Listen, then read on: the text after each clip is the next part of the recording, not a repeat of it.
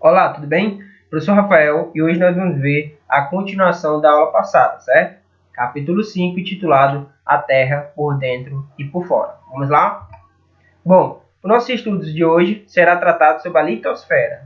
Para quem não lembra, a litosfera é a camada sólida da Terra, certo? Nossos estudos de hoje serão, sobretudo, acerca dessa camada.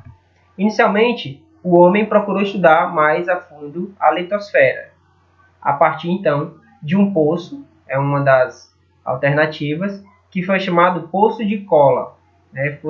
Está localizado lá na Rússia, onde nós chegamos a uma profundidade máxima de 12 mil quilômetros. E infelizmente não pôde se cavar mais. Por quê, Rafael? Por conta de terem encontrado mais à frente um depósito de hidrogênio. Caso fosse cavado, teria aí uma imensa explosão bastante prejudicial. Aqui nós temos a imagem, certo, do poço, que infelizmente, né, continua lá a cratera aberta, né? No entanto, não se tem mais escavação por conta desse risco, né, de explosão por conta do hidrogênio, certo? Bom, mas a partir de outros estudos, além desse poço, nós chegamos à conclusão de que a estrutura interna do planeta Terra é formada por três camadas: a litosfera, ou também chamado de crosta terrestre, o manto e o núcleo, certo? Bom, vendo essa segunda imagem, nós podemos ter então uma breve noção do quanto é extensa cada camada, certo? Nós temos a crosta, que aí varia de 0 a 70 quilômetros, segundo essa imagem, né? Mas tem outros estudiosos que acreditam ser maior, chegar aí a 100 quilômetros. Nós temos o manto, né, que seria o magma, a mesma substância que há dentro dos vulcões, certo? É o manto, que vai de 70 km a 2.891 km, e os núcleos, né, externo e interno. Lembrando que quanto mais fundo, quanto mais adentro da Terra, mais quente. Só para vocês terem noção, segundo sondas, né, a temperatura interna do núcleo chega aí a 5.000 graus Celsius. Né? Por isso que, infelizmente, o homem ainda não conseguiu ir até o centro da Terra, por conta desse calor. Mesmo tendo alguns filmes, né, ilustrando o que seria isso, certo? Bom, a palavra litosfera ela vem da junção de duas palavras, né? Do grego significa pedra e esfera, né, que significa esfera. Então a litosfera é a camada superficial da Terra, certo? É onde nós estamos vivendo. Bom, mais à frente nós temos então a teoria da deriva continental. Um climatologista alemão chamado Alfred, ele detectou a partir de estudos e observações de que então os continentes hoje que nós temos separados, eles formavam, né, há 250 milhões de anos atrás, um único continente, chamado então de Pangeia, certo? Onde Pan significa todas e Geia, terra, certo? Ou seja, Pangeia, todas as terras unidas em uma só.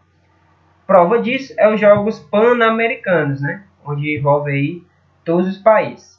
Ah, Rafael, então como é que ele foi então observando isso? Bom, a partir do seguinte: algumas espécies vegetais e animais há também, né, semelhantes lá na África, no continente africano. Outra observação é que se a gente vê o mapa mundi, ele teoricamente se encaixaria perfeitamente, né? Ou pelo menos ali grande parte. Então, essas foram outros indícios que remetem a esse período da deriva continental. Tá, mas o que tem a ver? A da Pangeia eu entendi, mas da deriva continental? Bom, porque a partir do momento das movimentações, né, do magma, o magma como é fluido, pastoso, as placas em cima, né, a litosfera, teria então se dividido e derivado, né, no continente. O continente teria derivado, ou seja, se afastado. Esse processo ele não ocorreu só há 200 milhões de anos, mas ainda ocorre ainda hoje.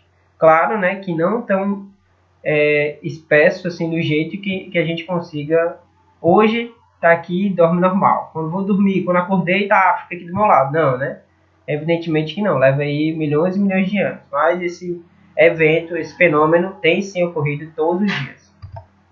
Assim como mostra essa imagem, certo? Teria aí como se fosse uma prévia do que foi a Pangeia ou a deriva continental.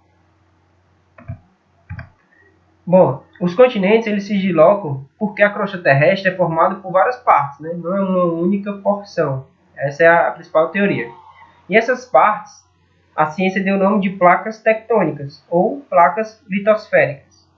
Como elas estão assentadas sobre o manto, essas placas se movimentam, né? A partir do deslocamento do magma, que é fluido, mais ou menos pastoso. Por conta da sua temperatura elevada, né? Está em constante agitação.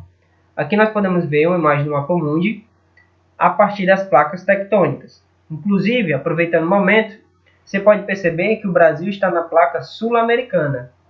O Brasil aqui, ó, na América do Sul, né, está na placa sul-americana. Se você perceber, o Brasil está mais ou menos no meio da placa sul-americana. É por isso que aqui no Brasil não tem tanta ocorrência de terremotos, certo? Rafael, acontece?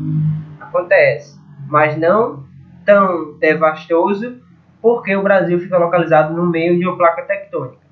A região onde mais ocorre terremotos são essas regiões aí marcadas de amarelo, certo? Essas espécies de rachaduras, onde cada parte é uma placa tectônica diferente, certo? Bom, continuando, nós temos as rochas, né? Consequentemente, os ciclos das rochas. A litosfera é composta principalmente de diversos minerais sólidos, né, que se originaram aí ao longo de milhares e milhares de anos.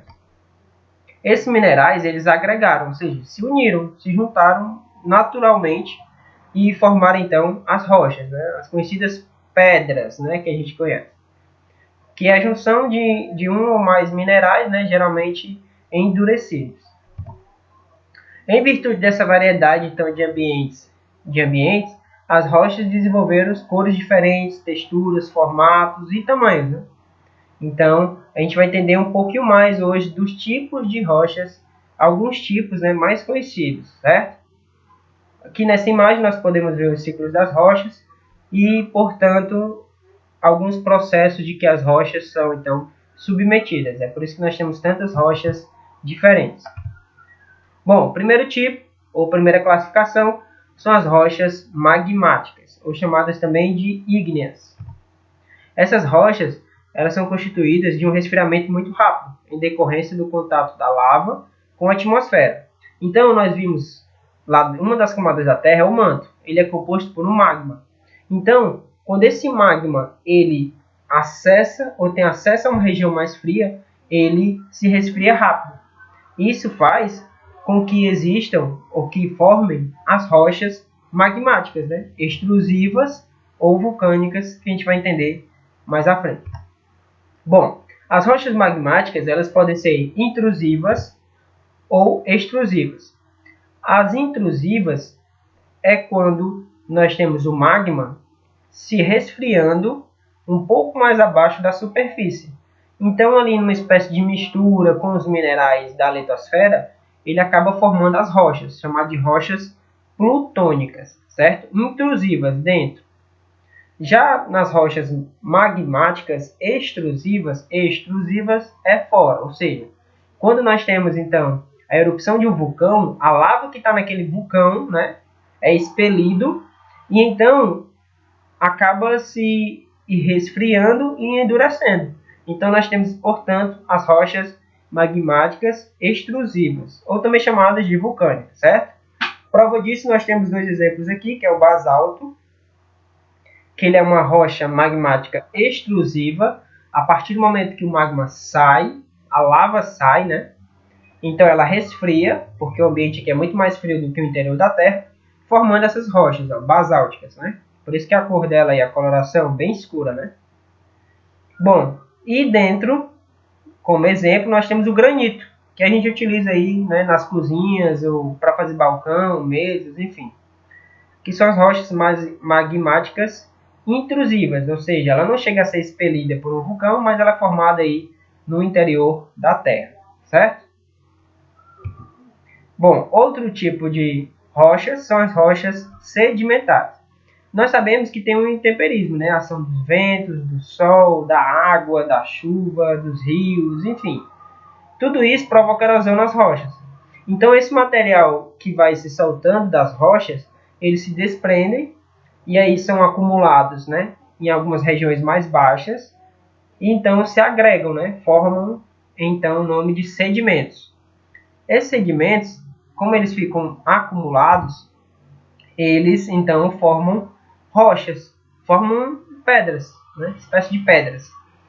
Então são chamadas de rochas, né, sedimentares, certo? Formadas a partir do resto, digamos assim, de outras rochas. Exemplo: o arenito, o calcário, né, e o carvão mineral. Olha aí que interessante essa imagem de uma rocha sedimentar. A gente pode ver que tem espécies de linhas, né, de camadas aí nessa rocha. O que foi que aconteceu? Ao longo do tempo, com o desgaste de outras rochas aí em outra região, essas rochas foram movidas para aí e foram se depositando em camadas. Então, sei lá, depois de 1000 anos depois, outra camada ficou por cima, e outra, mais 1000 anos, mais 100 anos, enfim, isso foi ocorrendo até ter, então, as rochas aí, esses tipos de montanha, né, de rochas a partir de rochas sedimentares, certo? Bom, por último, nós temos as rochas metamórficas.